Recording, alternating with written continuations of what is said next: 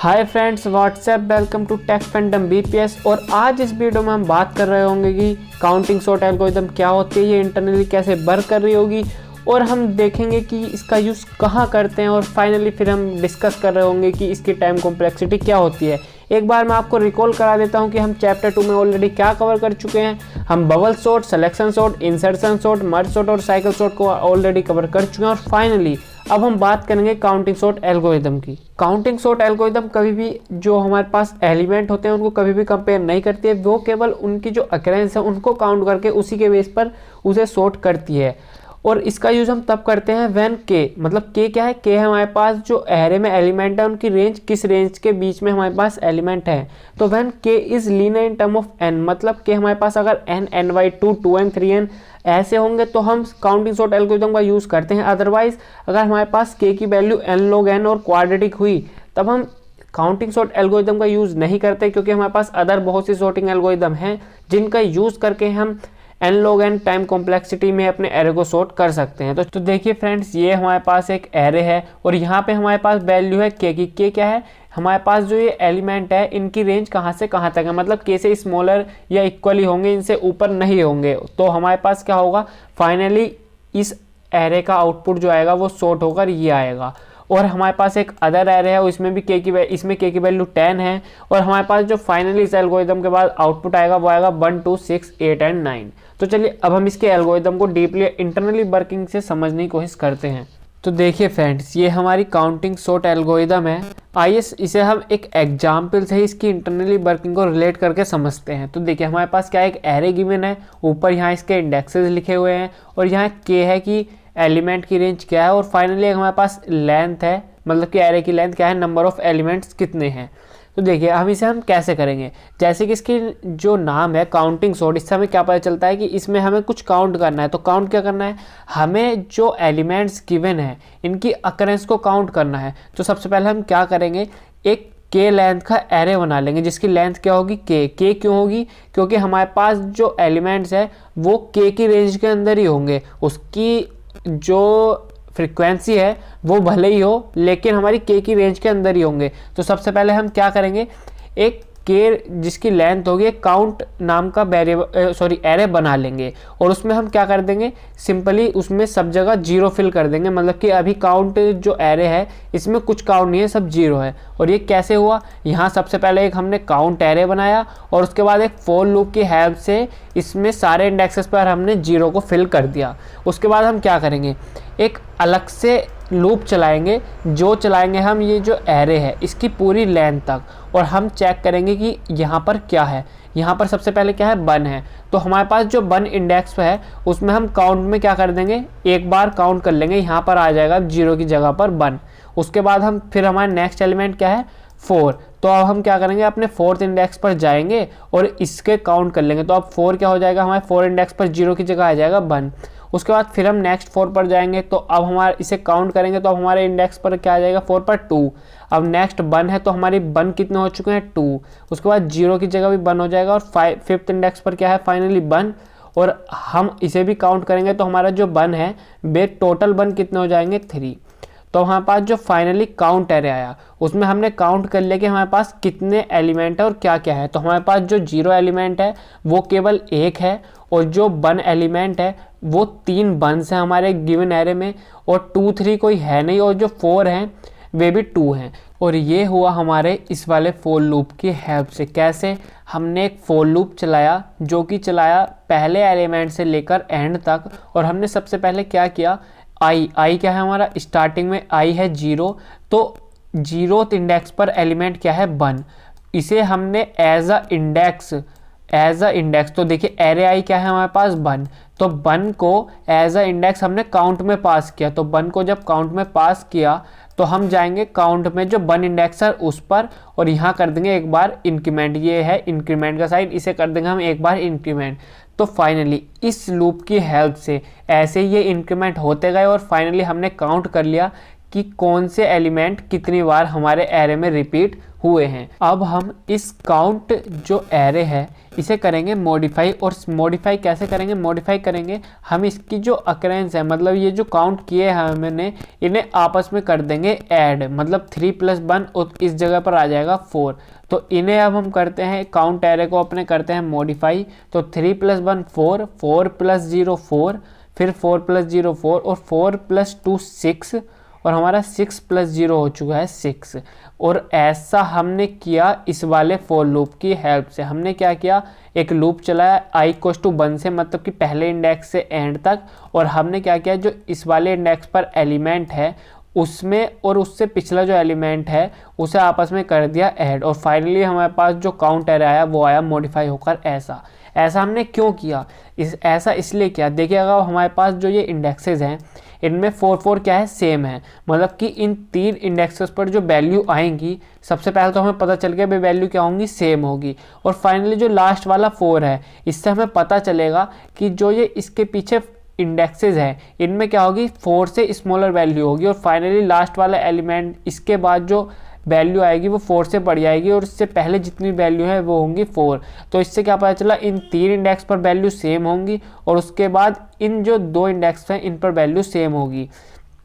और जो ये 2 और 3 है इन पर तो हम कभी जाएंगे ही नहीं। क्यों नहीं जाएंगे इन 2 इंडेक्सेस पर? क्योंकि हमारा जो ये एरे है इसमें 2 और 3 है ही नहीं। अभी इसे थोड़ा और क्लियर होगा, अभी देख इसका जब यूज करेंगे हम तो और अच्छे से क्लियर होगा। और उसके अब देखिए अब हमने क्या किया, हमने एक आउटपुट एरे जिसकी लेंथ क्या है हमारे पास, जो ये एरे था इसकी लेंथ का एक हमने आउटपुट एरे बना लिया। तो अब हम बनाते हैं अपना एक आउटपुट एरे। तो इस आउटपुट एरे में हमने क्या किया देखिएगा, अब हमने एक फॉर लूप चलाया, जिसे चलाया हमने n-1 से। हमने ऐसा क्यों किया, हमने लास्ट वाले एलिमेंट से ही अपना फॉर लूप क्यों चलाया? हमने लास्ट वाले एलिमेंट से फॉर लूप इसलिए चलाया ताकि जो हमारा जो एल्गोरिदम है उसकी स्टेबिलिटी मेंटेन रहे। स्टेबिलिटी मतलब जो हमारे एरे में सेम एलिमेंट हैं उनकी, मतलब जो एलिमेंट पहले आया है आउटपुट एरे में वो एलिमेंट पहले आए, इसी को ध्यान में रखते हुए हमने एरे को n-1 से चलाया। आप चाहे तो एरे को 0th इंडेक्स से भी चला सकते हैं, वो आपकी मर्जी है, पर हमने एंड से चलाया ताकि स्टेबिलिटी हम मेंटेन रख सके। उसके बाद देखिए हमने क्या किया, सबसे पहले हम गए हमने जब 5 से चलाया तो 5 पे क्या है, इंडेक्स पर देखेंगे हम 1। तो हमने इस पर देखा 1, तो अब हम जाएंगे अपने काउंट एरे में और यहाँ 1 इंडेक्स पर क्या है 4।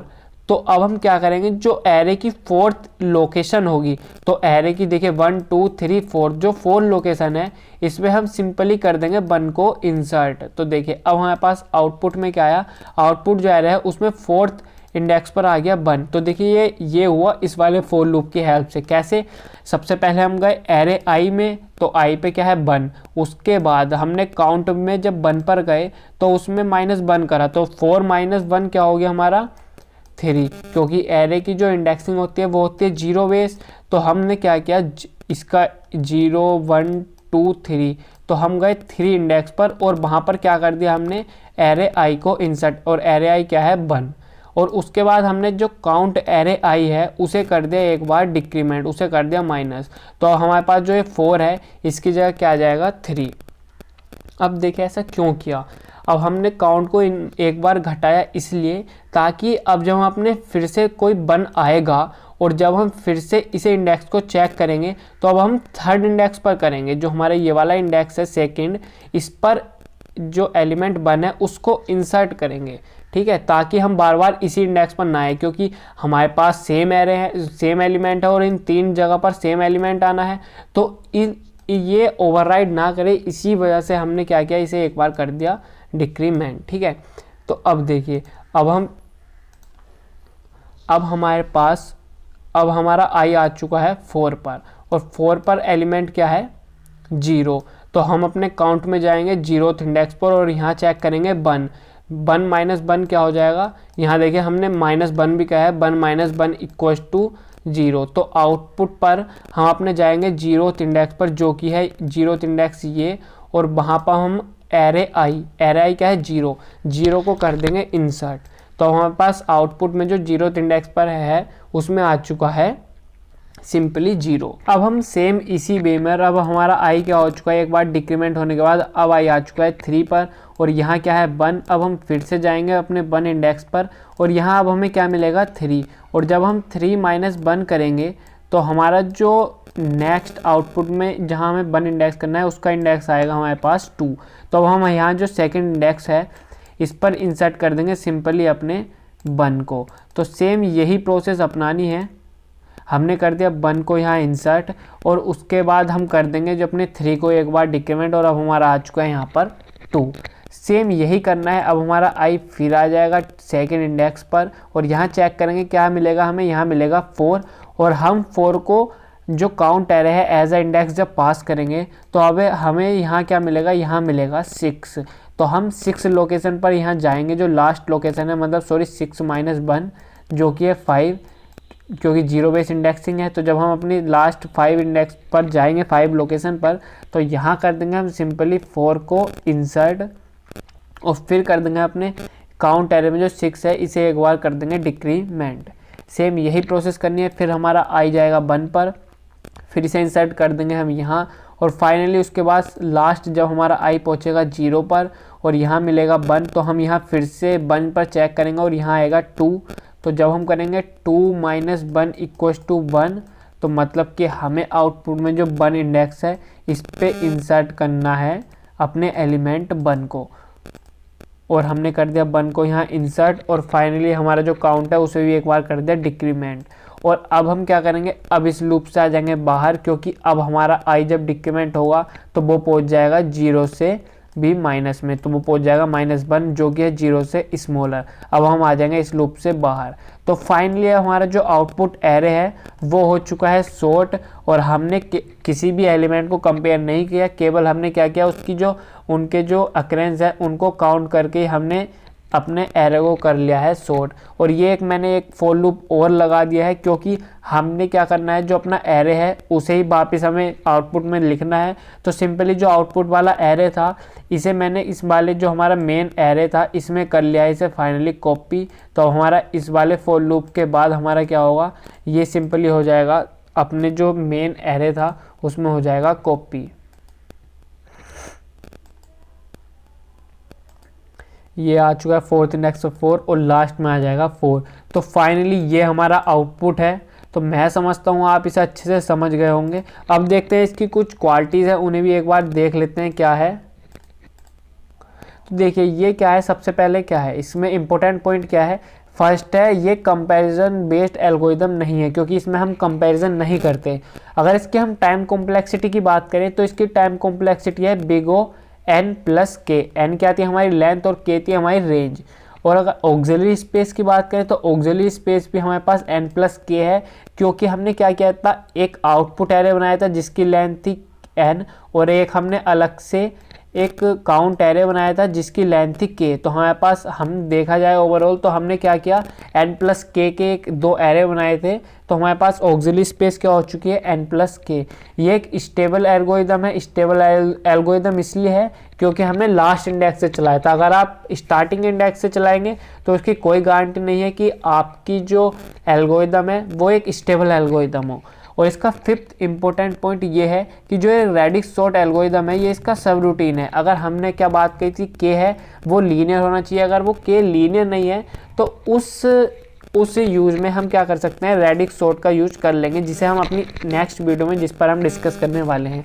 तो चलिए अब जल्दी चलते हैं अपने विजुअल स्टूडियो की ओर, एक बार वहाँ पर भी इसे रन करके देख लेते हैं। तो फ्रेंड्स फाइनली अब हम आ चुके हैं अपने विजुअल स्टूडियो में। यहाँ मैंने काउंट सॉर्ट नाम की क्लास बना ली है। ये हमारा मेन मेथड है जिसमें हमने क्या किया, एक एरे है जिसे हमें करना है सॉर्ट, यहाँ उसकी लेंथ और ये के उसकी रेंज। उसके बाद हमने अपने काउंट सॉर्ट को किया है कॉल, और फिर जो आउटपुट है उसे फॉर ईच लूप की हेल्प से कर लिया है प्रिंट।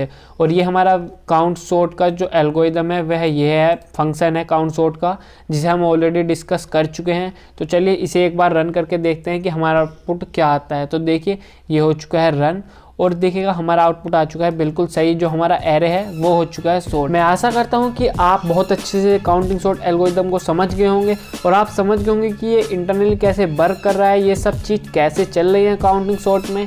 और मैं आशा करता हूँ कि आप सभी अच्छे समझ गए होंगे। अगर वीडियो पसंद आई हो तो लाइक करना और चैनल को सब्सक्राइब भी कर लेना। और अभी मैंने एक फेसबुक पेज भी ओपन किया है, चाहे तो आप उसे भी फॉलो कर सकते हैं। चलिए फिर मिलते हैं नई वीडियो में, तब तक के लिए bye bye, have a good day, thank you for watching the video.